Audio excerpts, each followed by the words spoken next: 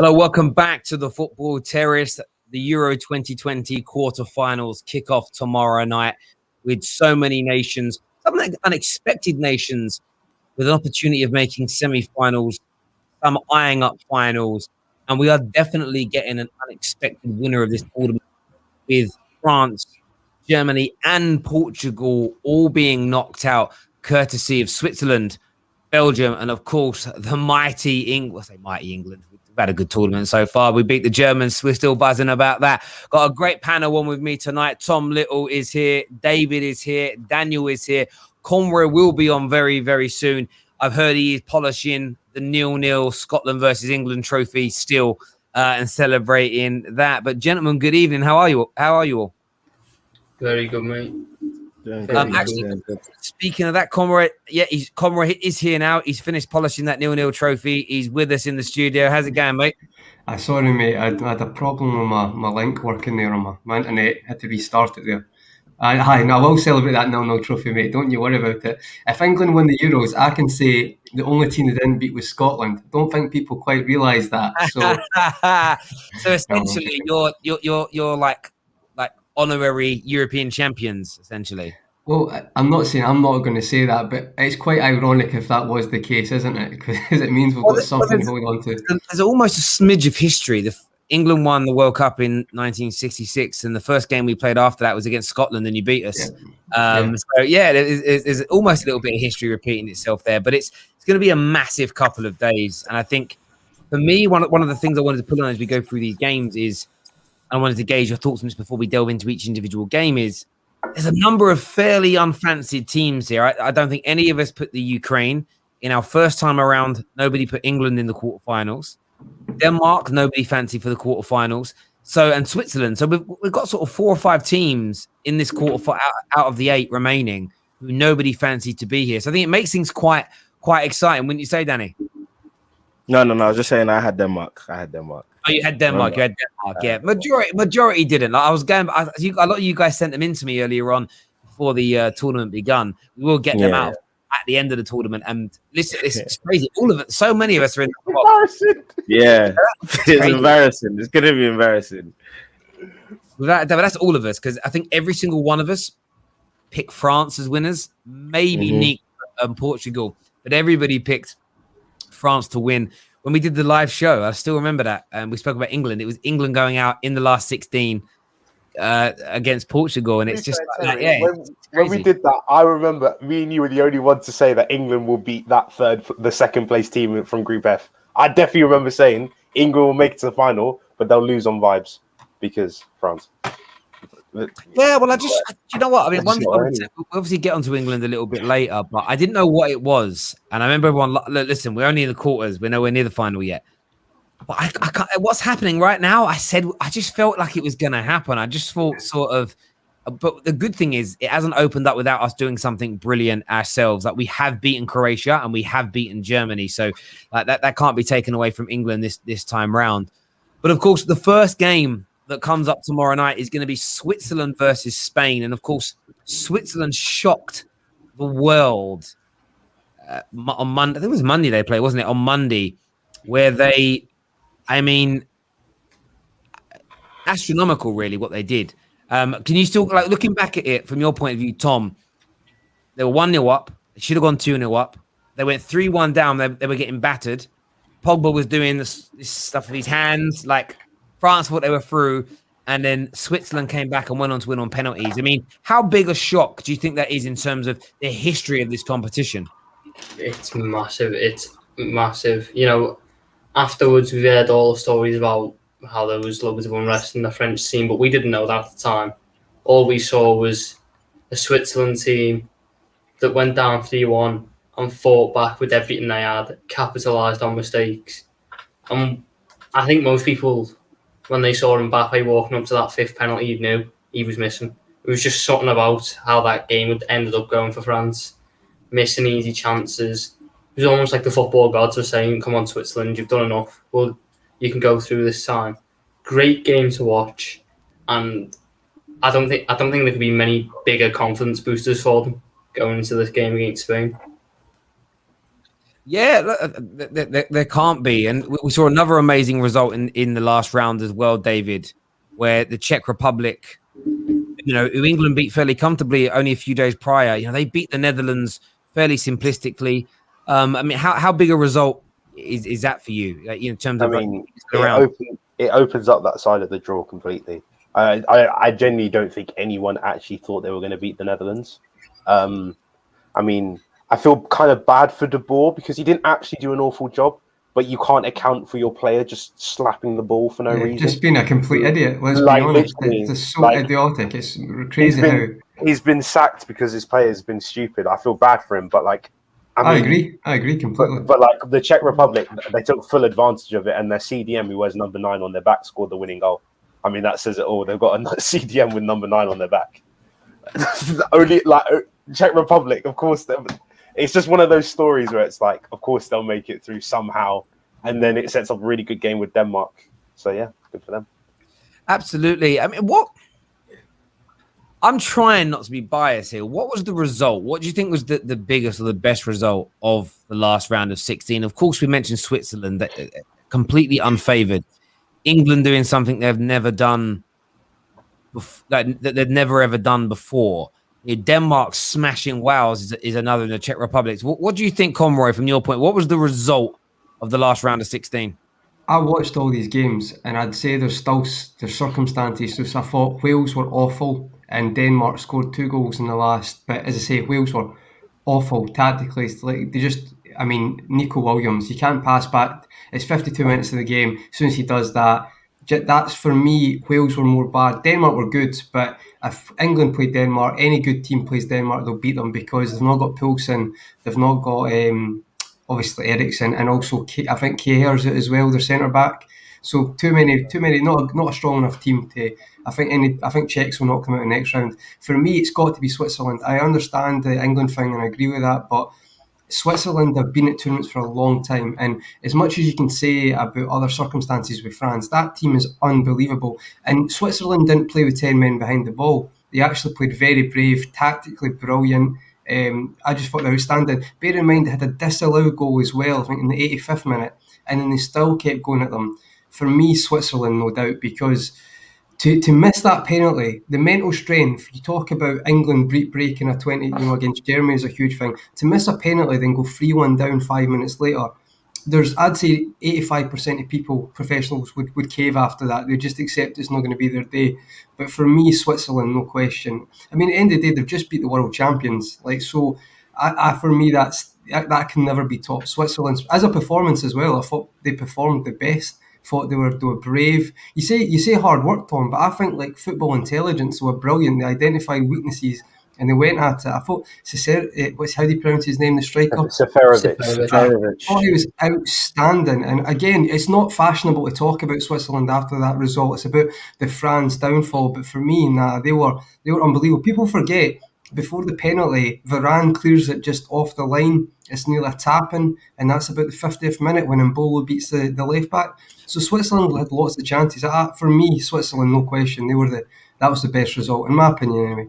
And I hear that and I understand it. I think on that game, there's been a couple of, and I can't remember who the first quote was from, who basically stated that France lost because they started celebrating when they scored that third goal as if they'd won the game. It might have been Roy Keane who said that, and his sort of view was they looked like they believed they'd won and they kind of rested on their laurels. You've also seen the comment, and it's an interesting one because I think if it came from a Gary Neville or a Roy Keane or anyone of that ilk, Alan Shearer, I think because Twitter only really likes harsh comments that come from people that they respect because they're fashionable. But Zinedine Zidane having a pop at Mbappe, basically saying his arrogance and his ego cost France. It's almost like it's been said and no one's come out. I've not seen a single person come out and condemn it. Because Zidane is so loved and respected, it's almost like we better take it as gospel. But when KJ and a few others were saying it the other night, getting absolutely pelters from people, Zidane says it and suddenly everyone's...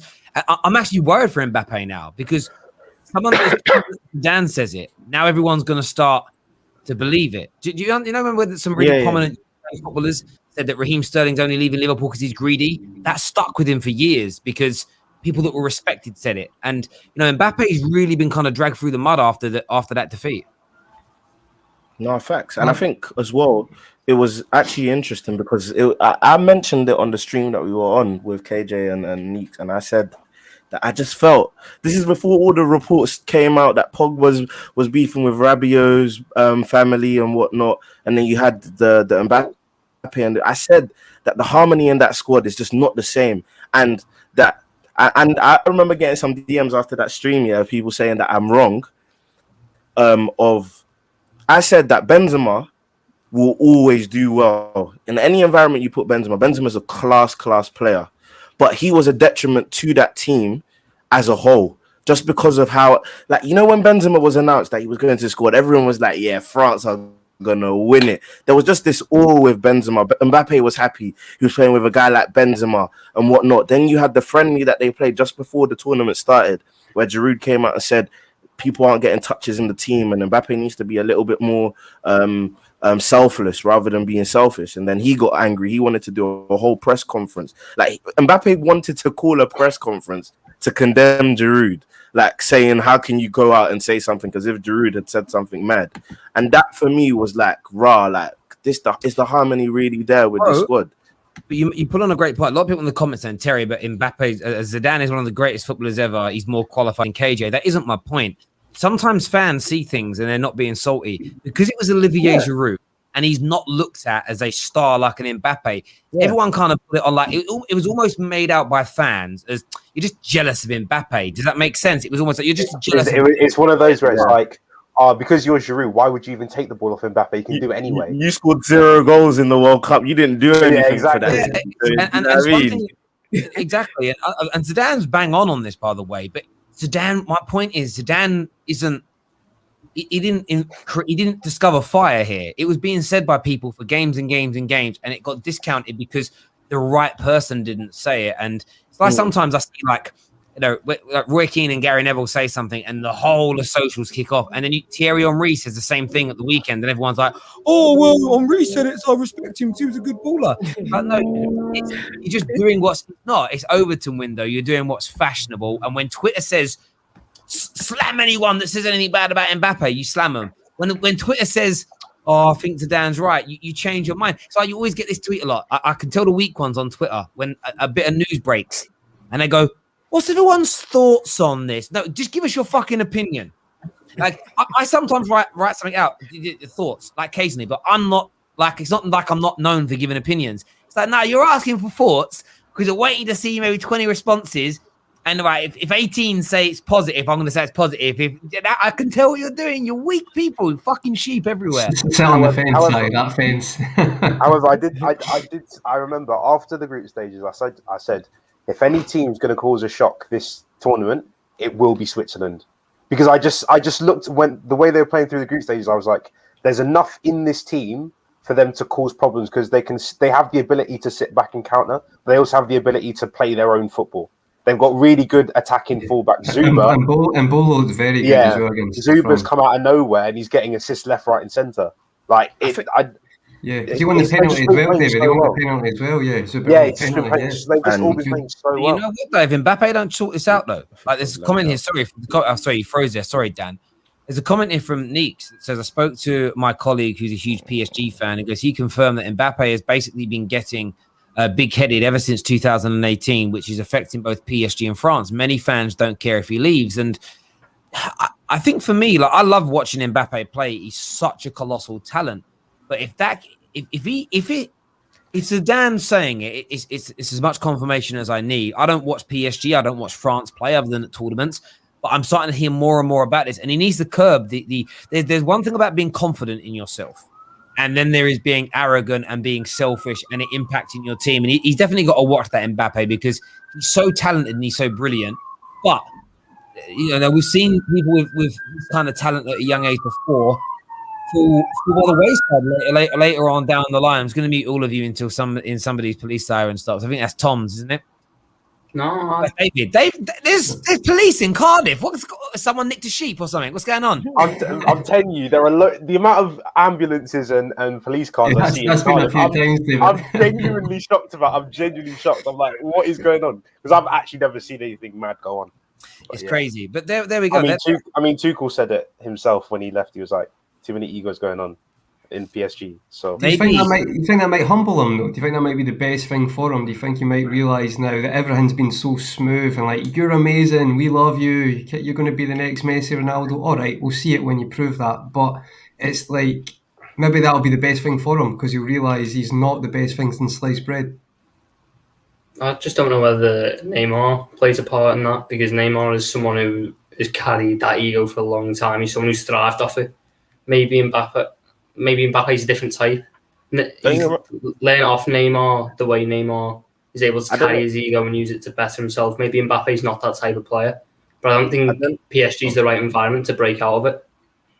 Yeah, no, I hear you, but I think, do you know what I look back to? It's not the same. It's not like a direct comparison. But I don't know if you guys remember at the 2006 World Cup where you had the Rooney and Ronaldo situation, where it was kind of like they're gonna go back to their club and they're gonna beef, and one is gonna leave and they're not gonna be the same. It's not good. Like someone's gonna decline in their career. They're not gonna be the same player because of the beef, and the chemistry is no longer gonna be there. That it's not like I said, it's not a direct comparison, but like indirectly, I think Mbappe can learn from this and go back to PSG and almost carry them maybe to a Champions League. You actually never know. He could take this on the chin and be like, yeah, like I'm gonna do this now. That I know what I need to do now. Do you know what I'm saying? And that's it. You know, again, it's not the same scenario, but David Beckham, he almost won a Ballon d'Or the season after being sent off in the World Cup in 1998 because he embraced the discredit that came with it and the criticism, and he went out, and it was the best way for him to get over it. It was all, and then the way he then performed for England between then and he retired for England, he made up for it in leaps and bounds. And I hope that, you know what it is with me, like enough people are saying it for me to believe there's no smoke without fire here with Mbappe. And if it is true, I want him to sort it out because because if he doesn't and it continues and it gets worse and worse, he will never fulfill his full potential. He will still be a good player, but he'll never fulfill his full potential.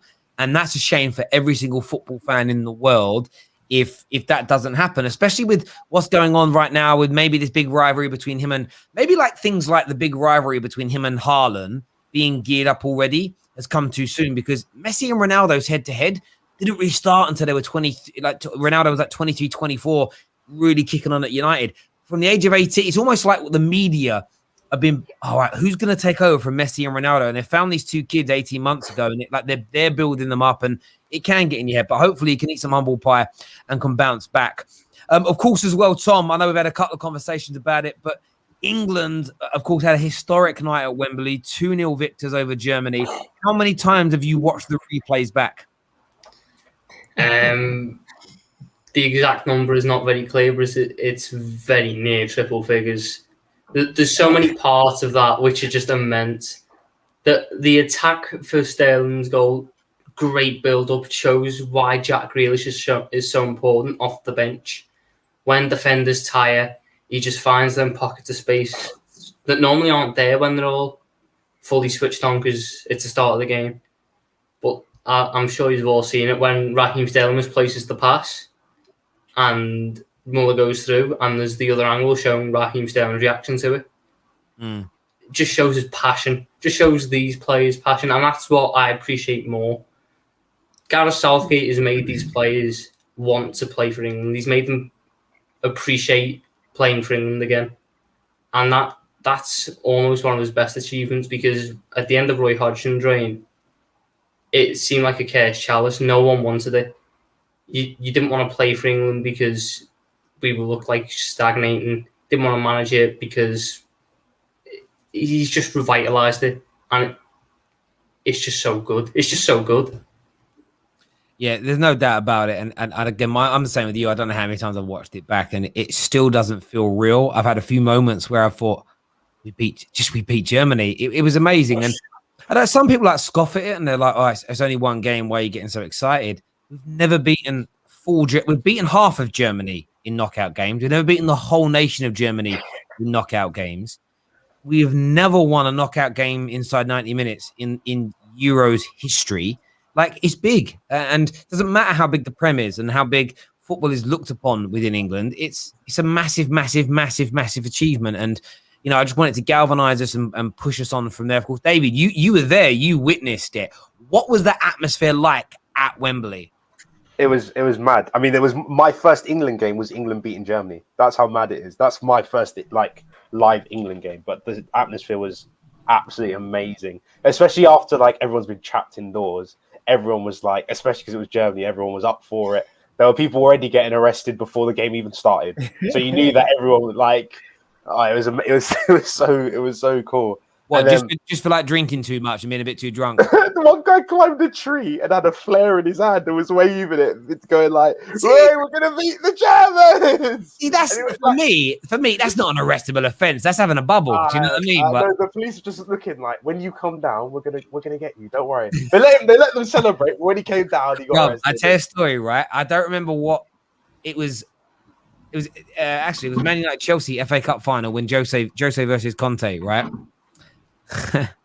Some United fan. I just remember when he climbed the tree. So we were in the pub. What's the pub called?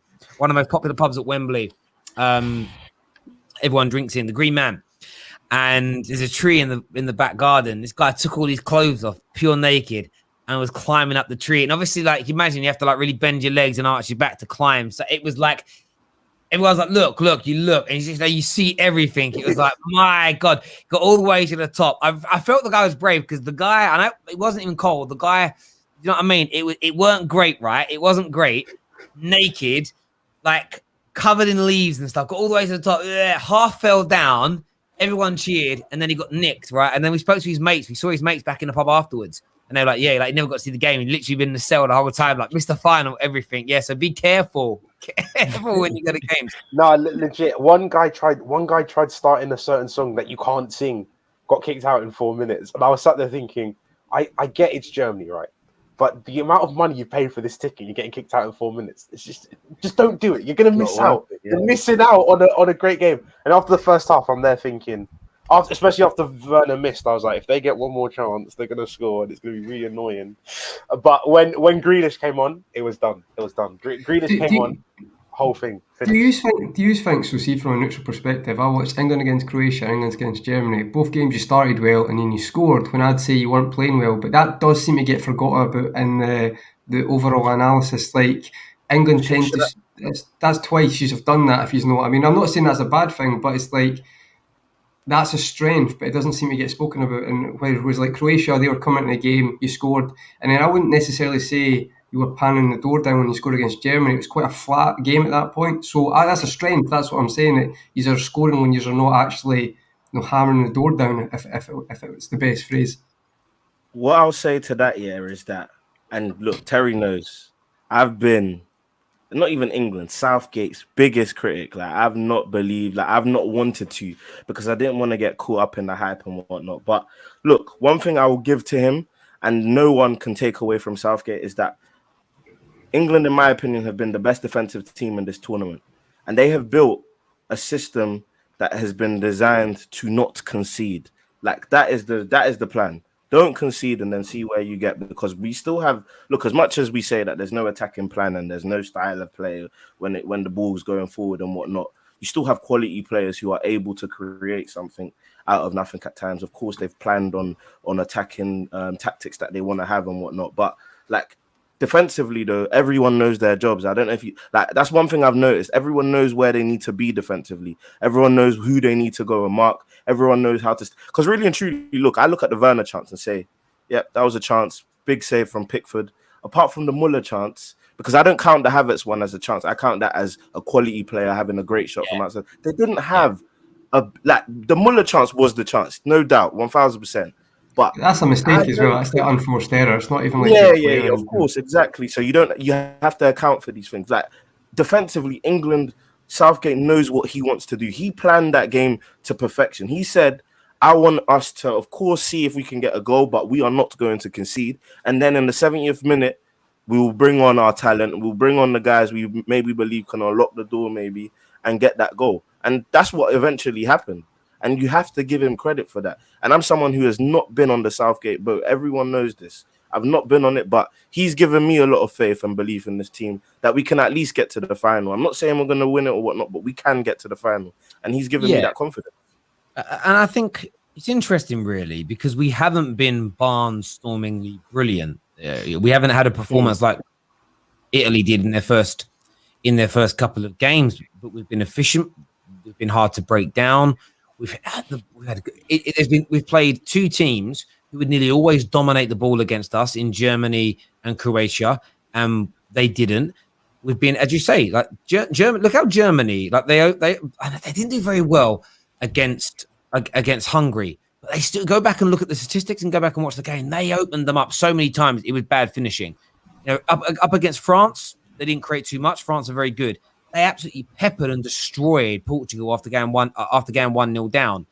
But against England, it was sparse for them. There was rarely any opportunities. And I think what Southgate seems to have got working really well is we're a hard team to break down and beat.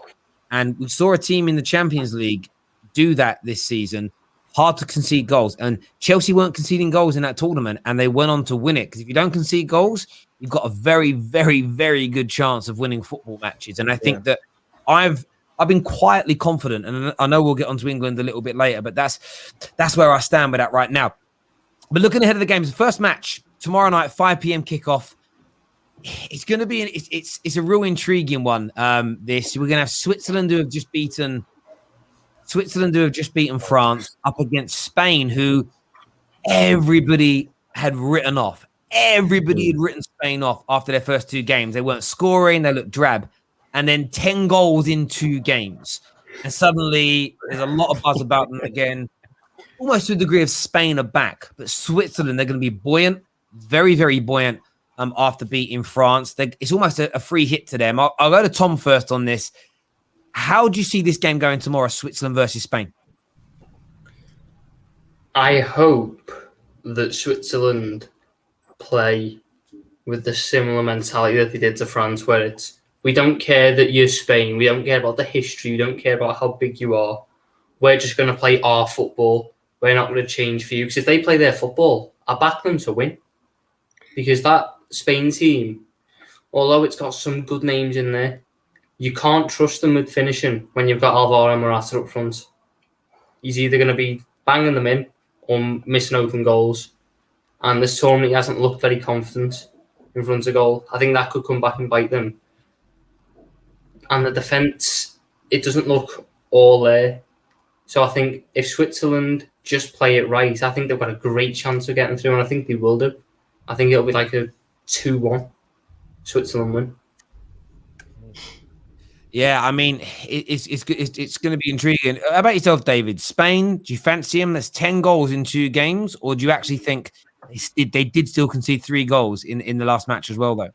I do think Spain are going to win this, and I think it's simply because it's this thing of when a team like Switzerland beats a France, they kind of just exercise themselves too much, and then it leaves them very little to deal with in the next game. Now, the way that Spain play their football, they hold the ball for a really long amount of time. Like that, you very rarely will touch the ball. So if they've got 60-70% possession against the Swiss, I think the Swiss are really going to struggle, and I think they're just going to tire out, and I think Spain will go through. That makes a lot of sense to me. Anyone making a case for the Swiss in this game? Can I just make a point, Terry? I do think Spain will win, but see, if I actually thought the Croatia-Spain game, it's probably not how to defend, but as a spectacle, unbelievable. But see, Croatia, a lot of teams have done it this, see when it's obviously 15 minutes to go, it's pretty obvious, but they put the big guy up front. So Croatia bought Pasalic on, and the guy who scored the hat-trick against Tottenham, Orisic, I think it is. So basically, he's on the left-hand side, whipping balls in. And I've got to be honest, I like Pau Torres, but all 3 of Spain's centre-halves, I thought, were horrendous at defending crosses in that game. And if there's one thing you could say about, the striker for Switzerland, who I can't pronounce his name, but that's a strength. Like, they play good football, and he scored 2 headers, so he's going to be a proper thorn in their backside for that game. So I think there's definitely a weakness there for Switzerland, and I think it's going to be a cracking game. The only thing for me is, Terry, I don't know if you noticed this, if everyone noticed this, is as well that, see Spain, they changed their inverted wingers. So they put Ferran Torres on the left and Sarabia, who's probably been the player of the tournament so far, on the right against Croatia. And it opens up for them. They do seem to play much better because when they've got the ball, they're really penning teams in. And that's when they've played their best football. So it's going to be interesting. It's also going to be interesting about Morata after that goal. If that sparks something, we'll see. But I feel like Switzerland, with Spain in the air, I was really disappointed with them when the crosses were coming in the box. So I think the Swiss have got a proper chance. I really do. It's such a great point. Dan, I mean, obviously, you mentioned there Severovic, the striker for Switzerland. And, he was very good in the air. And I felt like Croatia went a little bit, they waited too long to go direct. They tried to play the fashionable way as opposed to. Do you think there's a case to be made for Switzerland because the centre backs for Spain look like they can't deal with long balls, they can't deal with balls in the air? Would you expect Switzerland to try and from early on cause them problems with diagonals and crosses into the box? 1,000%. I think that was one of the biggest things that we mentioned when everyone was and everyone gives their commentary on the game on Twitter, and you kind of gauge how everyone's thinking. One of the things that I think everyone could agree on we're not too sure of the centre-back partnership for Spain, how strong they are in the air and against physical presence. Everyone's now saying, how reactive people are. I mean, I don't really have an opinion on him yet because I haven't watched enough games, but Pau Torres, he hasn't filled me with a lot of confidence yet in this tournament for the guy that everyone wants to buy as their either number one or number two centre-back to come and partner the centre-back that they already have at the club. You have Laporte as well, who I think has taken the same form he had for Man City into the Spain team, where it's he's still a good player, he's a neat player, but I don't know. There's something about Laporte. I don't know what it is about him, but sometimes I agree, Dan. It's a weird one. You're not sure when you watch him. He's only on the ball, but he's maybe loses. I don't even know what it is, but something happens when he plays, and they just don't look as solid, innit? So I just think, Switzerland, that directness, they just need to come with the same positivity that they did against France. I was so shocked how they approached the France game. They did not sit back for 1 second. I thought that's what they were going to come with and counter. They did more than that. So, man, I think they've got a big chance in this game, especially with those centre-backs being the weakness. But if I had to put money on it, I might go with just about Spain.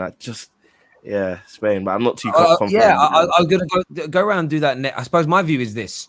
Nearly every single football nation and football club now at the top end is teaching their clubs to play with the ball to feet, passing and movement, modern day football. That means you're not defending balls into the box as much. It means you're not defending long. You're not learning how to defend against that kind of football. So there comes a point where you look at teams like Switzerland and it's a case of, can we outplay a Spain? No, not for 90. You're not going to be able to do it. So maybe they hit Spain where they're weak. Let's do some predictions here. Switzerland versus Spain. I'll do mine first. So I'm going with Switzerland to pull off another shock. 2-1 win. Severovic with a 89th minute headed winner. Ball's whipped in. Pau Torres is going to get bullied. Bang. Back of the net. Switzerland go through. Tom, who are you predicting, mate? I'm going to go same as you, Switzerland 2-1. I don't think it'll go to the last minute, but I think it'll be one where Switzerland get 2 quick-fire goals and Spain's poor finishing just cost them as they try to get back into the game. David? Spain 3-1. Pau Torres to score a header, ironically. Conroy? I'll go for actually Spain 2-1. Just a shout out to Pedri as well. 18 years, unbelievable. Unbelievable. Yeah. I just think Sarabia has been brilliant, and I feel like they'll have a lot of the ball, and I just think they'll have too much. But I actually think it's going to be a very good game, ironically, because usually with Spain it's not like that, but I think it'll be a good game. Pedri's very good. The Spanish Mason Mount, you know what I mean? He's looking very, very talented. No doubt about it. Danny, your prediction? I think I'm going to edge Spain just because, and it's not even a football logic, but just because everyone expects Switzerland to cause another upset, I think I'm going to go with Spain. In fairness, mate, that's pretty sound. That's pretty sound logic.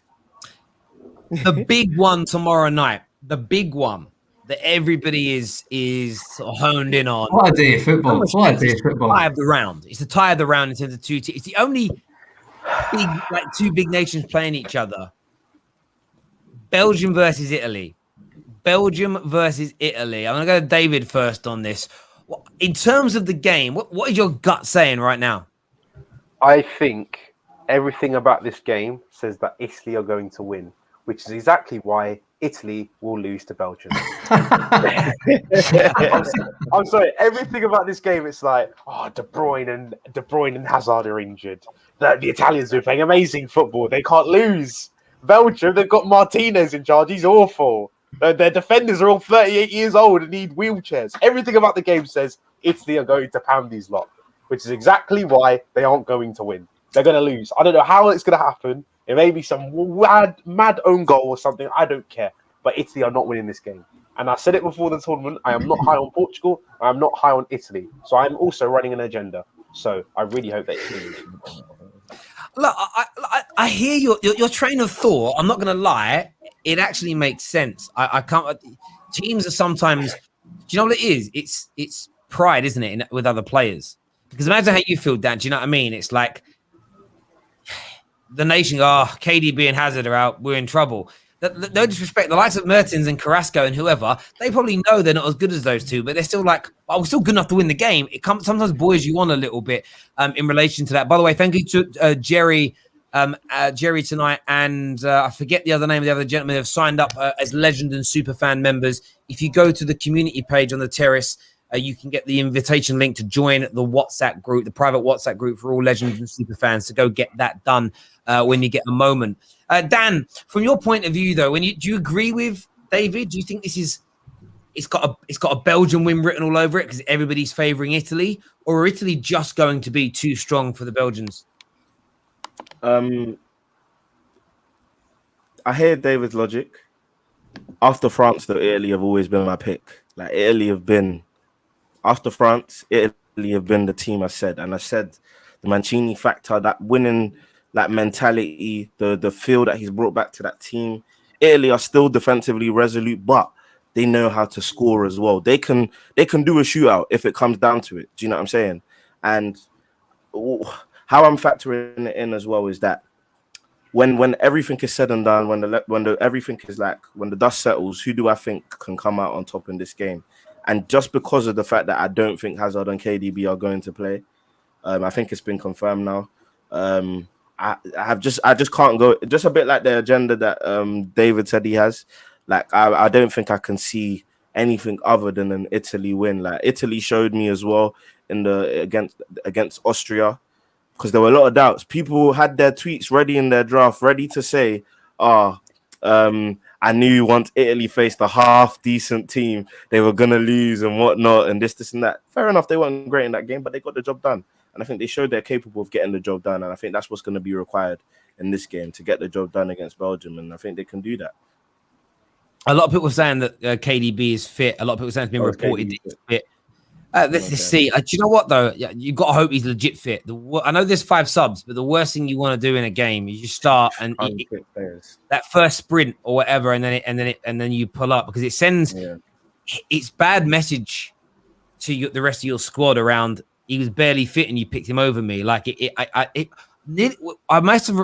remember the games. So maybe I can't really give this example, but I swear I've seen it 2 or 3 times, and the team that make that mistake lose. I swear that's the case. Tom, how about yourself? I mean, you look at Italy, brilliant in the group stages. They were less inspiring in the last round of 16. Do you think Locatelli has to start this game? Yes, they look so much better when he came on. He looks so much better when he plays. Italy thrive off having them orchestrators in the middle of the park. You've had them with Pirlo in the past, and I'm no way saying he's on the same level, but the type of player he is, the type of player Jorginho is, the way they just dictate the play out suits Italy down to the ground. I think they need to play him, and I think Italy will do it, but I think it will go to extra time or penalties. I just think Belgium will have to be resolute. They won't be able to play their natural style. They'll just be resolute. They'll take it to extra time, I think, at that point. Maybe the injuries catch up with De Bruyne if he plays, or if he doesn't play. Just the lack of quality that Belgium might have towards the end of that game in terms of creating chances might come back to bite them. Absolutely. And what's been your thoughts, Conroy, on the way? I want to make sure I say this in the right way. Lukaku's done this tournament because there's a lot of hype about him coming in. These are the moments where you announce yourself. We would know he's a class player in terms of how he plays, etc. But is this like a moment for him? Maybe when there is that bit of adversity, is KDB fit? Hazard's out injured again. Is this his time to sort of stand up? And I know he's one of the leading goal scorers, but to really make a splash at an international level at a tournament, is this the time? Is this the game for Lukaku? No, I think it is, Ted. I think he looks ruthless. He looks like he's got a point to prove, especially like the goal against Denmark, like beats a man out wide for De Bruyne's goal, passes it in. Even his hold-up play in the last game, I thought, especially second half, when KDB went off, he'd done really well at getting the ball, like getting up the field, wasting a bit of time. I thought he was brilliant. The only thing I'd say is he can have a good game. He could be brilliant, but I still think Belgium could get beat, if that makes sense. Just if KDB's not playing tomorrow, I think Hazard was really good the other night, to be fair. And I know people already hate Hazard, but I actually thought he linked to the midfield quite well in the second half on the counter. But if he's out, if KDB's maybe not starting, it's a lot for Lukaku to do himself. And I actually think, see if you do a long ball up, he can bully. He will not be scared of the Italy defence in any way. I could actually see him having a great game, but Italy just having too much. I mean, the three centre-backs of Belgium getting a lot of credit and fair play, but they are of age, guys. They're not amazing anymore, if you know what I mean. Football knowledge-wise, defensive thinking, amazing, but I just feel like that Italy, we discussed the other night, Terry, that Italy still created a lot of chances, even though people said they weren't that great. So I still feel like they're going to create chances. If Chiesa comes in, if Berardi stays there, even the left back from Roma, Spinazzola, he's had a great tournament. I think it's a big chance for Lukaku in the sense of he could be the game changer. But for me, I just feel like he could have a brilliant game, but Italy will just have too much for Belgium. I just think Hazard and KDB, even if KDB is starting, that's him came off in a Champions League final and in an important match the other night. I just feel like they're just not going to have enough at the end of the game, and I just think Italy have learned their lesson against Austria. I don't think they'll rest on their laurels now. I think they'll go out and actually try to not end the game early, but I think they'll go for it. I think Italy will see this as a point to prove, if you know what I mean. No, I agree. If they start with Locatelli and Chiesa, then they put it away. Do you think he will, Terry, or do you think he'll play? Because I've heard rumours that Verard, he might start again. And it's like the snobbery is unbelievable. If you watch the two games he's played, I don't know what he will or will. If he Chiesa and Locatelli for me have been the best two players at this tournament, and they had everything. It was friend zone football they were playing in the last game without those two in the field of play. There was a bite missing. There was all the patter, all the whining, all the dining. Everything was there, but there was no one could score. No one could put the ball in the back of net at the end of the day. And they nearly come a cropper. A few inches is what kept him in this tournament, essentially, a few inches. So I think they've got to start with those two individuals. It's a leveler. For me, they are better than Belgium.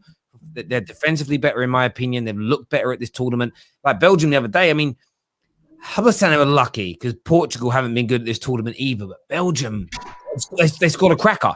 They scored a screamer, and that's all they did in the whole game. So I would say Italy are the favourites, but if they don't start Chiesa, if they don't start Locatelli, I think Belgium will do it. Doing that, let's do our predictions on this one. I'm going to go to David first. Who are you picking, mate? I'm picking Belgium 1-0, scrappy. Comrade? I'm going to go 1-0 Italy. I actually think Lukaku will play very well, but I just think Italy will have too much. David? Daniel, sorry? You're on mute, mate. I was saying go to Tom. I have something to say very quickly. Okay, go on, Tom. 0-0 goes to penalties. Italy win 4-3 on pens. Specific on the pens. That's so precise. Imagine that happens. That'll be sick. I may get the bet on right now. That's unbelievable. But no, I have to correct Terry on something that he said. The two best players that Italy have. There's only been one main man, the main man, and he's in the Ballon d'Or running sent Terry a picture. I don't know if we can get it up. But Jorginho, and I know He's going to do it. But no, I hear your point on that. He's been brilliant. If I actually rephrase in terms of, it's ironic really, because Locatelli isn't renowned for his attacking prowess, but I think he's given them some bite when moving it forward. But yeah, no, I hear you.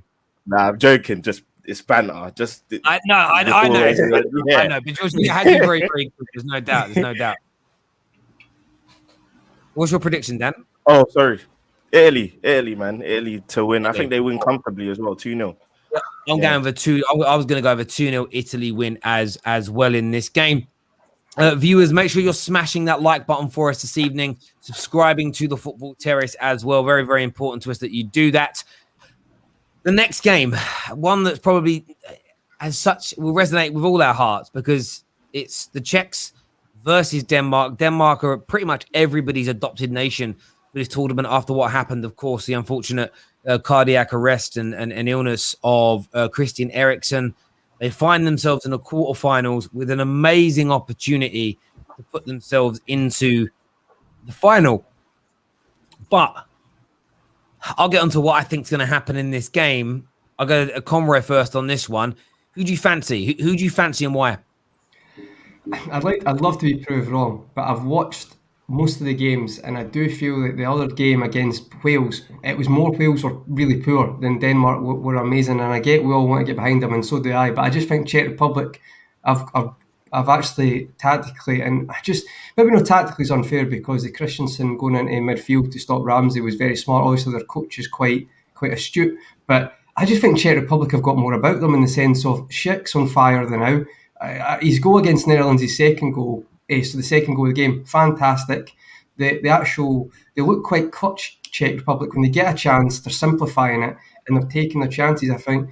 You've got Kufal, you've got Souček, but you've got certain players, the whole team's playing well. And I just feel like when it comes down to it, I actually think the Czechs are just got more about them. And I think Denmark, as I said earlier, they've not got Kjær from AC Milan, he'll be injured.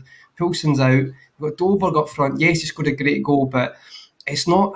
I can't see them really laying much a glove on Czech Republic. Now, I could be wrong because they have looked good, Denmark, at times. But I just feel like when they come up against Czech Republic, they'll come up against a team who's tactically just as smart, and they've got a player up front with Schick who's going to cause a difference. And for me, I just think Czech Republic. I know that's not really the bookies' favourite. Most people think Denmark will have too much, but they've lost their three best players, unfortunately. I just don't think they're going to beat Czech Republic. So that's my opinion on it. I hear that. David, do you think it's unfair of people to suggest that they've only got this far because they're riding like an emotional wave, as opposed to they've been good enough to get this far, is in Denmark? I don't think so, because obviously without the obvious thing that happened, I think they would have beaten Finland. So they would have probably finished second anyway. But I think all the games that they've played so far, I think they've been deserving winners. I can't think of a game where when they've won that I have been like, how did they manage that? I just do think that Czech Republic have that bit between their teeth this tournament. I think Patrick Schick right now is on fire. Yeah, I think he's one goal off Ronaldo, isn't he? I think he's on 4, mate. Yeah, he's on 4. And one thing I've learned from this tournament is like, don't bet against these goal scorers. That every game they just seem to keep scoring and scoring and scoring. So that's already, I feel like, 1 goal for the Czech Republic. And from set pieces, I mean, they look dangerous. They've got that Hollis that I mentioned. Callas used to play for Chelsea. He looks like an absolute warrior in some of the challenges. They've got they're like a really well put together team that are really hard to beat. Denmark, I like. Obviously, everyone likes Denmark. Like, I just think I think they're just going to run out. I just do that. I really want Denmark to go through, but I just think they are just going to run out of steam. Yeah, I understand. Anyone here think Denmark's are gonna win? Yeah, Why is that? Denmark. Yeah? I said Denmark will get to the semis. Called it, and I'm not gonna back out now. And I understand what Conroy is saying. Kjær is obviously out, but the replacement for Kjær is Anderson, centre back who played for Fulham. He's on loan from Leon. Yeah, he's quality as well. So I think he's a good enough replacement. You have to remember they've got Damsgaard, who's had a great tournament, young talent there. Then you got Dolberg as well, who's been quality, and then Braithwaite provides that extra bit of pace for them. And they've got two quality midfielders, Højbjerg and Delaney. So you've got Tottenham and that Dortmund connection. I think the team's good, comfortable on the ball. I think Czech Republic didn't get enough credit for.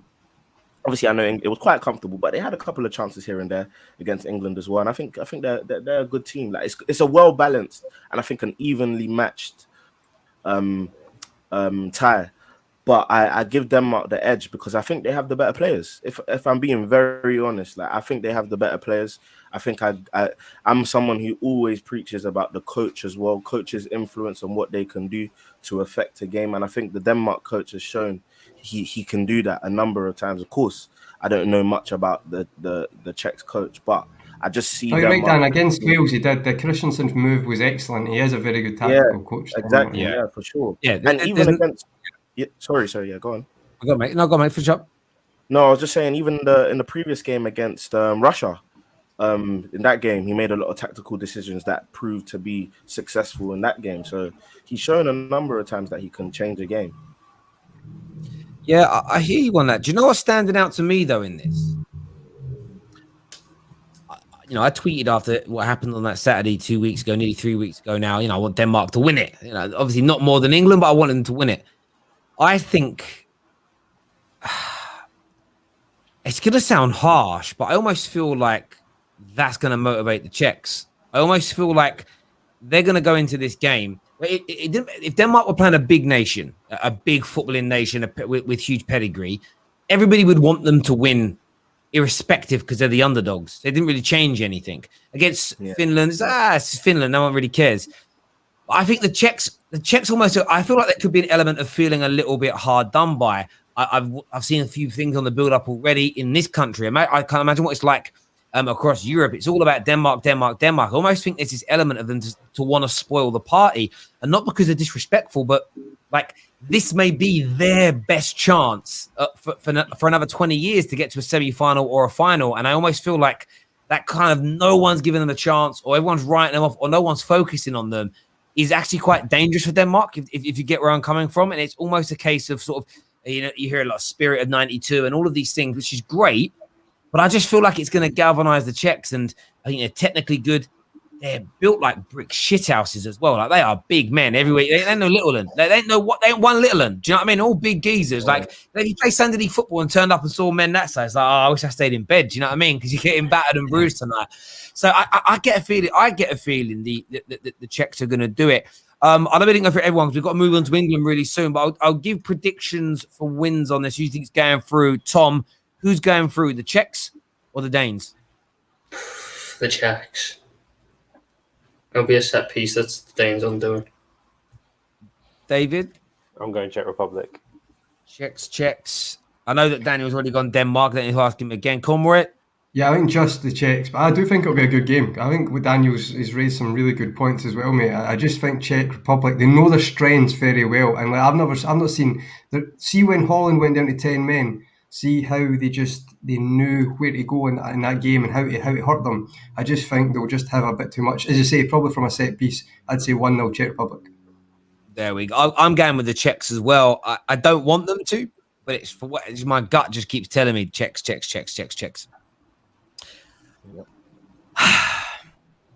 The big one for us. Well, not Congo. Well, it's quite a straightforward one, guys. I've seen in the semi-finals. You know what I mean? It's the big one is here now. England versus the Ukraine, and I'm not going to put the Ukraine down because I thought I really enjoyed their last game at 16. I thought it was an entertaining game of football. But England, pound for pound, are better in every position as far as I'm concerned. We've got a deeper squad. They have lost an important player to that terrible tackle. They were dropping like flies at the end of the game with exhaustion. They played their extra 30 minutes. Are England the overwhelming favourites? And is that right to say that? Or do you think maybe, David, England fans are getting a little bit too carried away and more respect needs to be put on the Ukraine? I mean, I said the Ukraine are my dark horses, but I just don't see them beating England. I just don't see it. They're a really good team, and again, the whole like inverted wingers, like not as in play them narrow, as in switching the sides of them, is like a really interesting thing to watch because they always have the ability just to cut in and shoot straight away. But I don't see them beating England. They're a good team. Zinchenko's a good player. Yarmolenko's a good player. Yaramchuk's really surprised me, but just don't see it.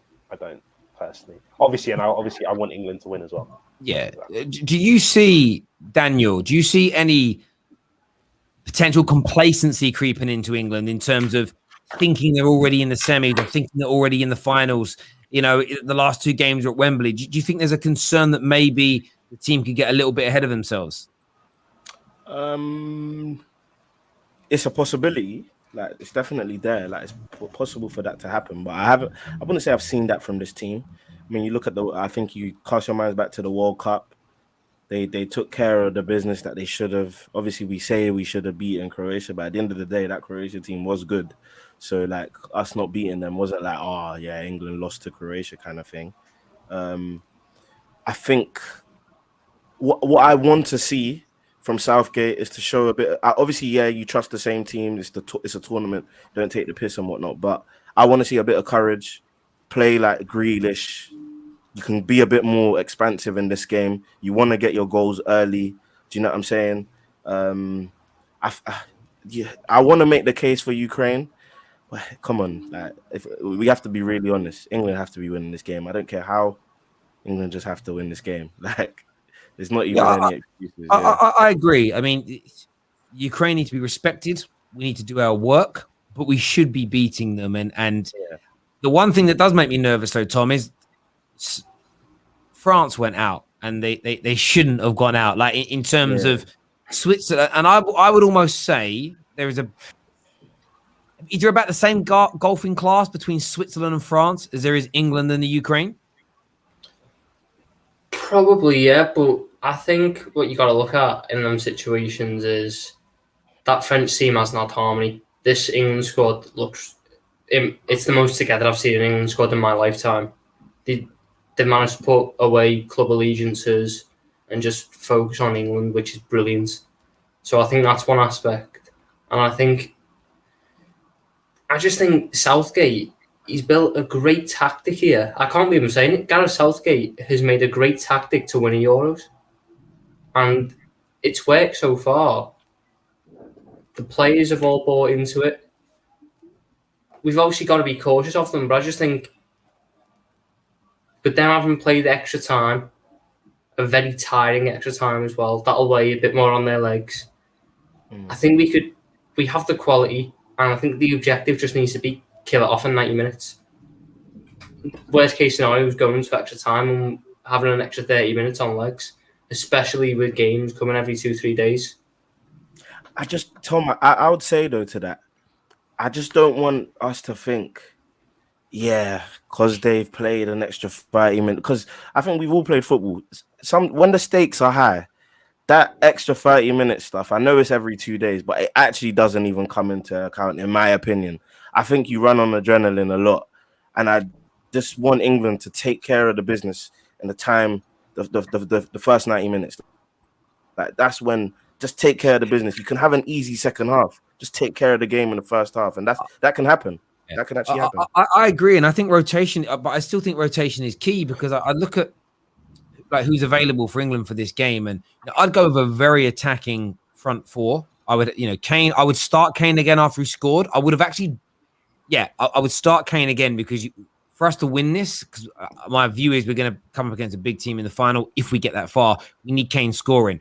I'd go Grealish left, Sterling off the right, and Mason Mount through the middle. I'd go quite attacking in that way. I'd probably bring Reece James into the right back area because he's a better crosser of the ball than Cole Walker. I'd go to a flat back four. I'd probably keep one of Phillips or Rice in and throw Henderson into the middle because what I want in this is again, Mount getting some game time. You can rest Saka up. He's done very, very well. I don't necessarily think Saka's needed for this game per se in terms of what he's been good for doing for England. You can rest somebody in the midfield. And I know it's a little bit of a risk taking out some players from teams that have just won the most historic game in European Championship history for England. But we have to, it's almost, some people call it complacency. Well, I don't think it is. You have to think about, I look at a tournament like this, it's a game of chess.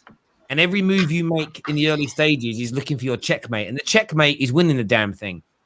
And it is a slight risk, but it's like, the example I would give is this. If you're an entertainer, not a singer, maybe a singer, but if you're an entertainer and you're trying to win Britain's Got Talent, you can't do your greatest act or your greatest trick in the audition. Yeah, or in the semis. You've got to, you have to hedge your bets and save that for the final. Otherwise, you're not going to win it. And we see that quite a lot on those shows where a magician does his best all the time. and then it's like the final, like, you peaked too early. So we need to make sure we're gearing up so that we've got the fittest and best team available for the final potentially.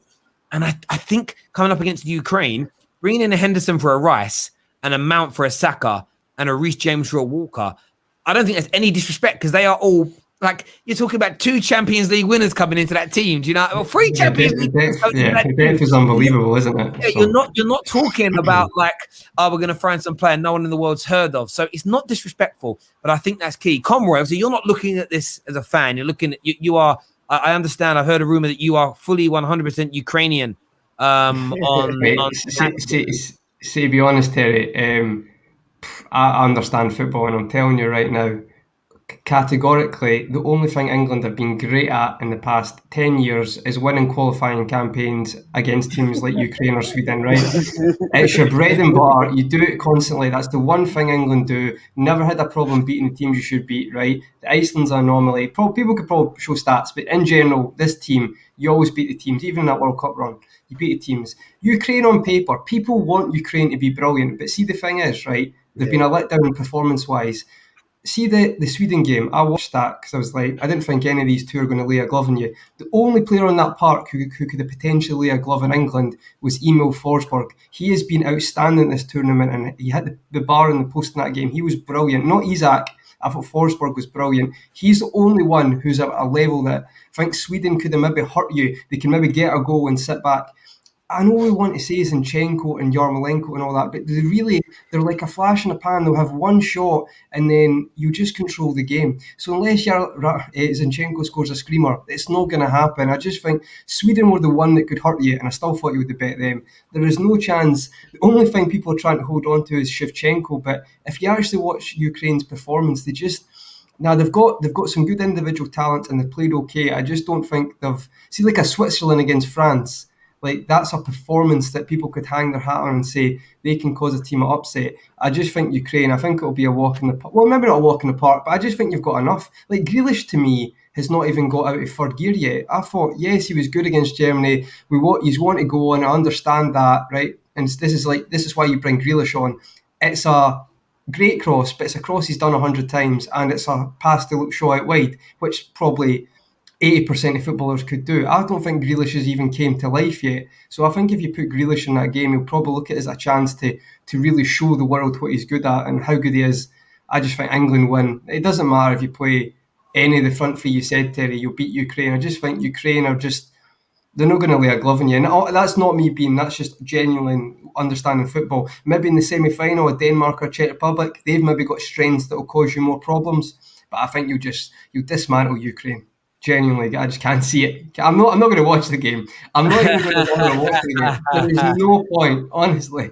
Yeah, I've heard there's repeats of Batman on at 8 o'clock on Saturday. I'll be watching the trilogy. I'll be watching Dark Knight Rises. I'm not watching that. There we go. Tom, what's the reaction going to be if England go out to the Ukraine?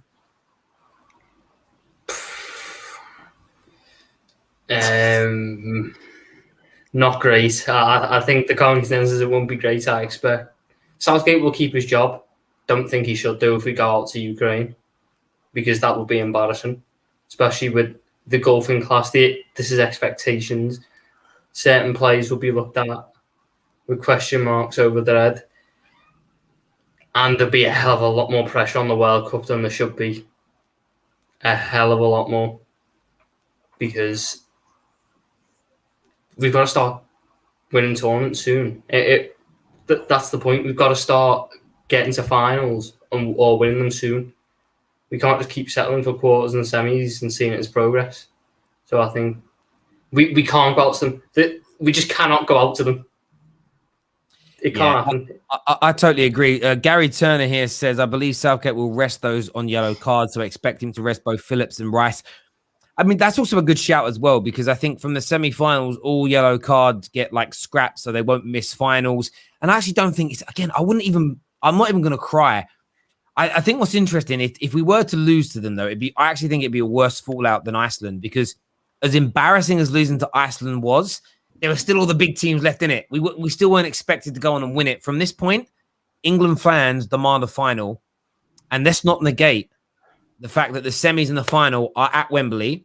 And of course, it's a very metropolitan and multicultural society. So there's a lot of it. Let's just say there's the three most expected nations to be in the final. It's either Belgium, there are Spanish, there are Belgians, and there are Italians that live in England. So there'll definitely be away fans in that final. But it's going to be vast majority England, unlike most normal years when people can travel.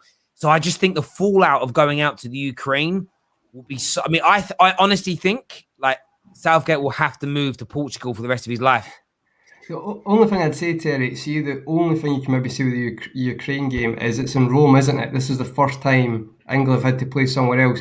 I'm not really going to say that's a contributing factor, but that's maybe the only thing you could say that it might be a bit different for the team. But being that, I just think England have got too much. I've said it already. I think, I'm not even going to be negative anymore. I think England can genuinely win it. As much as I say, Italy, da-di-da-di-da, like, I think England can win it because the path to the final is quite favourable. And when you get to a final, all bets are off, innit? Anything can happen, mate, when you're in that final. Anything. 100%. But if he loses, I can tell you now for free, I will be one of the biggest Southgate outers there are, because I'll call him a fraud. I'll call him every name in the book, because there's just no way. We just can't. I don't even want to think about it. I just don't want to think about it. We can't lose to Ukraine, man. We can't. Someone here says, Terry, you were bumming Southgate, giving him credit. So if you lose, then you can hold that. Listen, he deserves credit for what he did to Germany. No England manager had done that in my lifetime, and only one England manager had done that in my father's lifetime. So he's going to get credit for it. Equally, if he then loses this game to Ukraine and throws away an opportunity of a semi or a final on home soil when we're the strongest side left on this side, he'll get criticism for it. Those two things, can exist. My son can come home with great grades and I can praise him. He can then do something naughty and I can tell him off. It's not I can't tell him off today because he did well at school. That's life. You can do those two things at once. It's normal. I'm with you though, Dan. I actually, no, I'm not. On one level, I think England are going to win it. It's not even like blind faith. It's the home advantage that we're going to have. I truly believe there is I know there's I saw a bit of negativity put out on socials the other day, and so some of it is from a positive place, but I still think I want to focus. I was chatting to Bits and Bobs today. I'm not going to say what about it. It was private, but something in his life. But I was kind of saying, like, for me, I support the boys on the field of play, and there might be some really tough conversations we need to have as a nation about society later on down the line. But they are a galvanized group of players together. I'm 110% behind them. I truly think 80-85% of the country is 100% behind them. David, you were there the other night, and it sounded, I did hear a few boos when some people took knees or whatever, but I felt like the majority of people, forget during the game where someone's like, get Kane off, do this. We all do that. But it felt like the overwhelming people in the ground were supportive of this England team, right? Oh, when that little section of fans booed, they got drowned out very, very fast. And that's my point. So little section boo, drowned out very, very quickly. I've always believed that's how the majority of this nation is. It's this noise. You always get a noisy minority. So my point is, I think the feel-good factor is building up. I think the team, when you listen to them talk about one another, I've never seen anything like it. We've got a really good system. We've got a fairly clear route to the final. And I just think if we get to that final at Wembley, I think that, coupled with everything else I've mentioned, is going to get us over the line. Plus, one little factor, Sterling has been amazing. Mm-hmm. And I truly think Sterling's getting knighted. And I want it, and this is why I want it to happen. I want Sterling to score in every round now and in the final, and for him to be knighted. because seeing certain publications and people have to bow down to him. It's for me. It is the poetic justice. You don't need to tweet or abuse anyone. You just sit back and go, "How do you like them?" I mean, you saw it the other day. Harry Kane scored not one. Harry Kane was the front page. 12 publications, 1 Sterling. 11. I bet he scores. I bet we win 2-0. He scores fairness, though, the one boot winner is everything. Hang on. The one publication that put him on the front was the Sun. Even the Guardian didn't put him on the front, and it was sort of like, for me, I kind of get that there was. I do understand Kane being on the front of some of it, right? Because I think to win this, we still need Harry Kane to find form. As good as Sterling's been, I think we need Harry Kane to find form as well. But for me, Raheem Sterling's been our player of the tournament. And right now, I put him neck and neck with everybody as player of the tournament so far because his goals have been clutch. And tournament football, it ain't about how good the team is for 90 minutes each time. It's clutch moments. Clutch moments, moments of individual brilliance. They are the two most important parts of knockout football. And listen, we might end up losing, and everyone will come and say, you said England can win it. I just believe in this team. I believe in what Southgate has created. And I'm not talking tactically. And people far too focused on tactics. No patterns. This is not what it's about. We've got the bit between our teeth, home advantage, and there are some subplots. There are some cultural and societal subplots that I just think God is on our side on this one. And I don't even believe in God, but there we go. I want Sterling to have, I want him to have golden ball, golden boot, and the Euros just in a line and be like, do you know what's mad? Do you know what's mad? Yeah. A word on Sterling. I think, like we as a nation, of course, not everyone. I'd even say I'd say it's the majority. I think Sterling's been widely disrespected. And I'd even put myself in that category because let's look at what he does, If you don't want to say he's a world-class winger because he doesn't pass the eye test for you, he's not the traditional beat 5 man and then he will score a goal for you. If you look at the moments for Manchester City and you cast your mind back to it, he's someone who is the one who everyone questioned why Pep started Sterling in that final. But I think a big reason why he started Sterling was because Sterling shows up for him a lot of the time when he's been needed. Someone who's capable of scoring 31 goals and 10 assists in a season, in my eyes, is someone who's been disrespected. I think for the last 4 years, he has 40 goals and assists in all competitions. He consistently achieves what the best wingers in the world are doing. And he's doing more than that in terms of his output.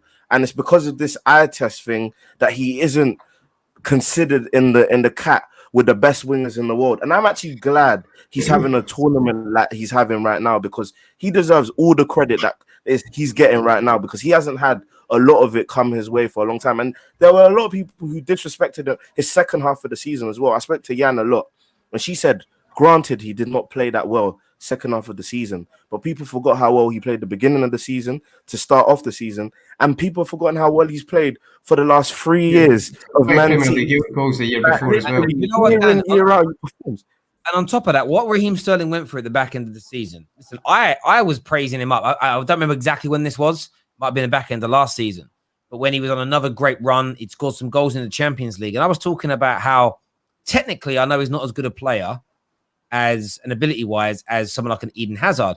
But I was talking about what he's won in the Premier League, the amount of goals that he scored, the amount of goals he's got in the Champions League. And I was talking about his pedigree in terms of what he's achieved in the output levels. And I'm saying he's done some great things. And I put him up there as one of the best inside forwards in the Premier League based on that. Equally, for people for eye test merchants especially, they do themselves a massive injustice when it comes to players like Raheem Sterling because we all know that the traditional number 9 is going for a period of kind of sparseness, really. There's a handful left in the world that are good at holding the ball up, good footballers, and great goal scorers. There's very few out there. That's why Haaland's worth so much bloody money, right? Goal scorers have become inside forwards have become great goal scorers. You have two types of inside forwards.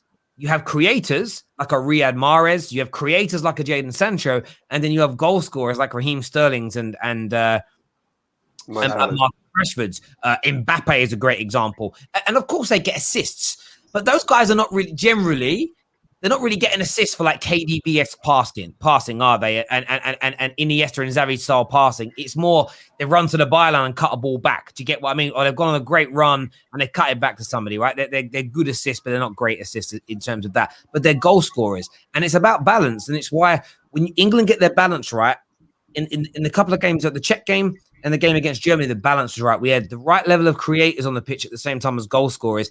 And it paid off and it come to fruition. And Raheem Sterling is massively disrespected just because he doesn't do, for me, it's like if he could do step overs a little bit better or he looked a little bit prettier on the eye, he'd get more respect. But as you say, 40 odd plus goal contributions a season every year is absolutely sensational. And yeah, I'm just so chuffed that he's having a great tournament. And if England do well in this and England win it, he is going to be an integral part. And the reason I want him to win it, because there are certain players in this squad, and it's more for how much shit they've had for the last 2, 3, 4, 5 years, respectively. You know, seeing Sir Raheem Sterling's as an example for me would make me a very, very happy man. And second player I'm most happy for in this tournament, it's only had 2 games, but it's been Harold Maguire, because he has, again, just for the last 2 years, has been abused. Do you know how badly abused Maguire was? There were people I have seen for years on socials tell me and tell the world, don't ever trust the police. The police are liars. Bruv, they didn't even want to hear the story when he was arrested. Yeah, definitely guilty, bruv. You believe in the police? 100% the police are telling the truth. Man become a snitch on the grass in 5 minutes.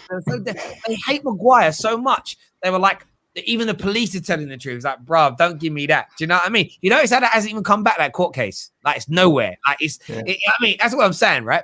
But the thing is, like, people have, like, I'm angry. I saw new analysis created. for the first time ever. Every goal that went in, it was like, right, what can we say that Maguire did in this circumstance that isn't normal, right? They was doing this.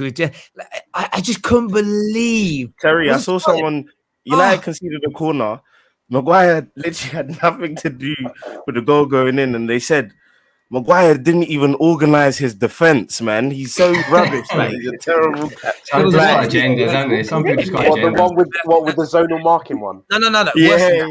One came in. Yeah, zonal marking, you didn't organize. What, someone standing in their zone? Like, it was someone not challenging. But it was one where it came in, and Matic lost his man at the front post. And I think it was against Palace. And whoever was at the front post headed it into the goal, right?